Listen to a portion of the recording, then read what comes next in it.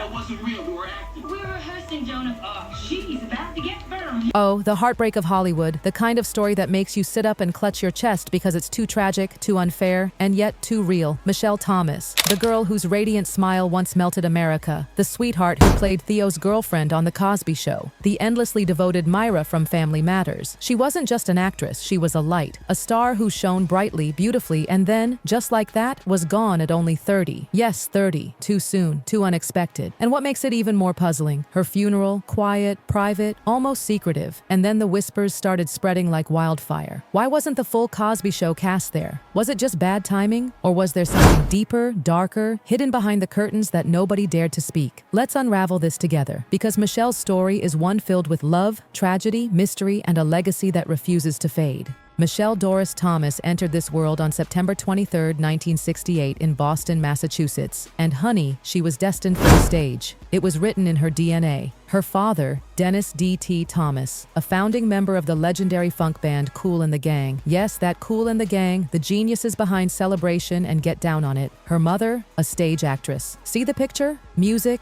acting, artistry. It flowed through her veins like electricity. From the time she was little, Michelle tagged along to her mom's performances, soaking in the spotlight and the energy of the stage. Unlike other kids, she didn't just watch. She felt it. It was her breath, her heartbeat. She competed in talent shows and beauty contests, and everywhere she went, she shined. Petite frame, wide-eyed smile. But when Michelle sang or performed, people stopped in their tracks. She wasn't just cute, she was captivating. In high school, she racked up wins in teen competitions and her confidence grew. The stage wasn't just where she belonged, it was her destiny. And then came her big break. In 1988, during The Cosby Show's golden years, producers cast her as Justine Phillips, Theo Huxtable's girlfriend, played by Malcolm Jamal Warner, and oh boy, even though she only appeared in 8 episodes between 1988 and 1990, she stole hearts. Justine wasn't just another sitcom girlfriend. She was sweet but strong, playful but grounded, and Michelle's natural charm made her unforgettable. She was that perfect mix of beauty and wit. Whenever Justine appeared, you felt it. Romance, humor, and little lessons on love and responsibility. Her role may have been brief, but it was powerful enough to etch her into the memory of millions. But Michelle wasn't stopping there. No way.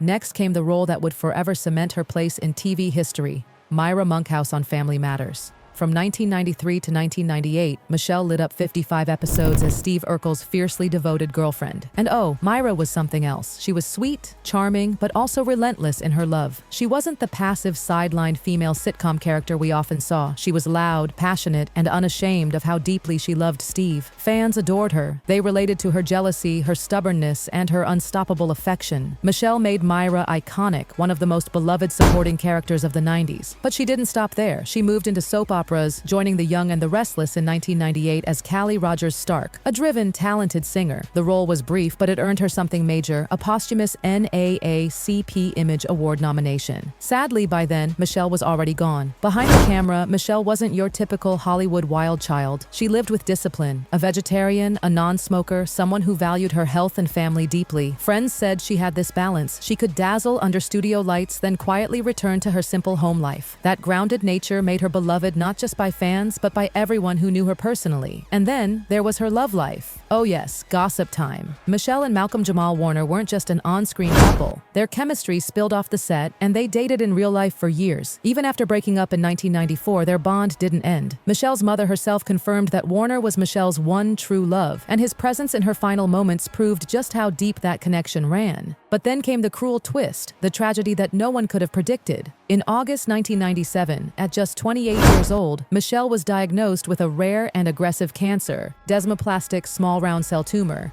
Even doctors admitted they'd barely seen cases like hers. For Michelle, it was a death sentence. Yet did she collapse? Did she hide away? Michelle faced it with extraordinary strength. She told friends, "I have to be strong. If I break down, everyone else will too." In early 1998, she underwent surgery to remove the tumor.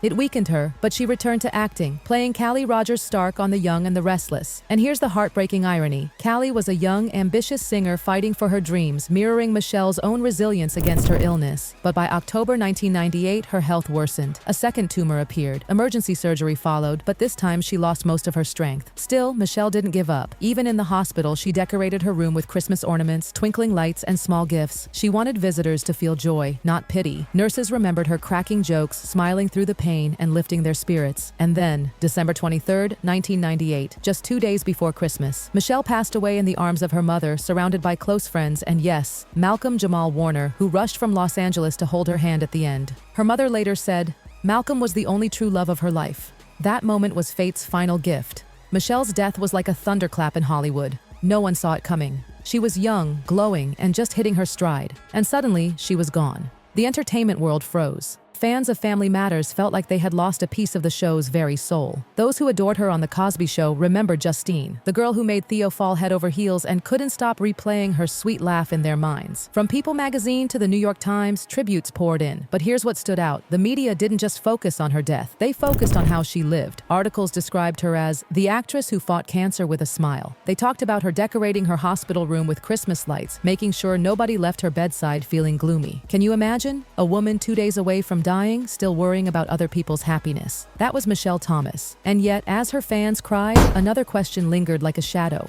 Why was her funeral so quiet? 3 days after her passing, December 26, 1998, the small town of Montclair, New Jersey, became the setting for Michelle's farewell. But don't imagine Hollywood glitz. Don't imagine a red carpet of A-list stars. Her funeral was nothing like that. It was intimate, private, almost hidden away from the world. Why? Because Michelle wanted it that way. Before she died, she told her mother, "If I go, keep it simple. Just family. Just real friends. That's all." And her family honored her wish. The funeral followed Islamic traditions. Yes, Michelle had embraced Islam before her passing, though she never talked about it publicly. So instead of a grand Hollywood send-off, prayers were whispered quietly. Her body laid to rest with dignity and humility. No speeches, no spotlight, no cameras. Her parents sat in the front row, broken but strong. Childhood friends from New Jersey, members of Kool and the gang who'd known her since she was little, and of course, Malcolm Jamal Warner, her one true love, stood by her side. And that was it. Michelle was buried at Rosedale Cemetery in Orange, New Jersey. A simple headstone, just her name,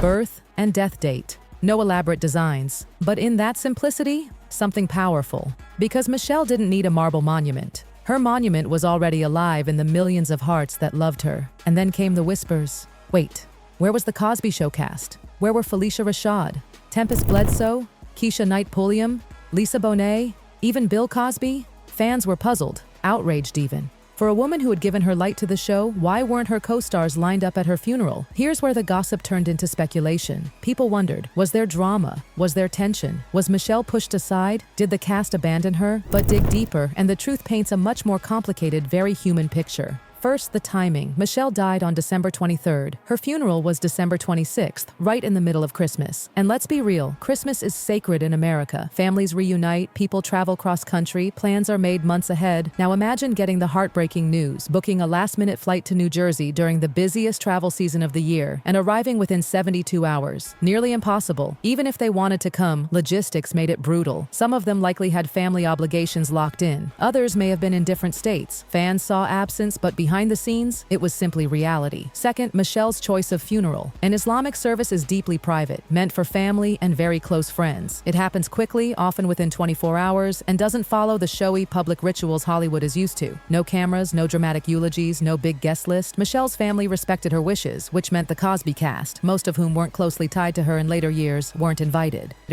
And that leads to the third truth. Personal connection. Michelle was unforgettable on The Cosby Show, yes, but she appeared in only 8 episodes between 1988 and 1990. She wasn't a regular, wasn't part of the main Huxtable family. Outside of Malcolm Jamal Warner, who dated her and remained close until her death, her bond with the rest of the cast wasn't the kind that would automatically land someone on the funeral list. She was loved, respected, but she wasn't family to all of them. Fourth, professional life. Let's not forget, the late 90s were busy for everyone. Bill Cosby was still starring in his sitcom Cosby from 1996 to 2000. Felicia Rashad was on Broadway. Tempest Bledsoe and Keisha Knight Pulliam were working hard to shed their child star image. Everyone had projects, schedules, and yes, holiday commitments. Dropping everything on 2 days' notice wasn't easy. And lastly, respect. Sometimes the greatest way to honor someone is to respect their wishes. Michelle wanted her farewell to be small, family-focused, intimate. By not attending, some colleagues may have actually been giving her the exact privacy she asked for. They sent flowers, letters, condolences behind the scenes, gestures gestures that don't make headlines but matter just as much. So no, there was no feud, no ugly falling out, no rejection, just a tragic death, a private funeral, and a set of circumstances that meant not everyone could physically be there. But does that mean Michelle was forgotten? Absolutely not. Because once the funeral ended, the tributes began. Her mother, Finner, kept everything. Her costumes, scripts, even handwritten hospital letters. She called Michelle the best friend of my life. Her father, Dennis Thomas, poured his grief into music, dedicating Cherish to her in concert, reminding fans to hold on to love while they still could. And Malcolm Jamal Warner, he never hid how much she meant to him. Even years later, when asked about her, his voice softened. He spoke about their private elephant juice code for I love you. He said Michelle was the one person who loved him unconditionally. Their love story wasn't a Hollywood fling. It was real. It lasted beyond romance. It was part of who they were. Meanwhile, Jaleel White, Steve Urkel himself, broke down remembering Michelle. He said she made every day on set joyful. She was the sunshine that lit up even the hardest filming days. The Family Matters cast quietly gathered, reminiscing about the laughter Michelle brought. And Hollywood didn't just weep, it honored her. At the 1999 NAACP Image Awards, her name was called for Outstanding Actress in a Daytime Drama. The applause went on and on. It was Hollywood's final kiss goodbye.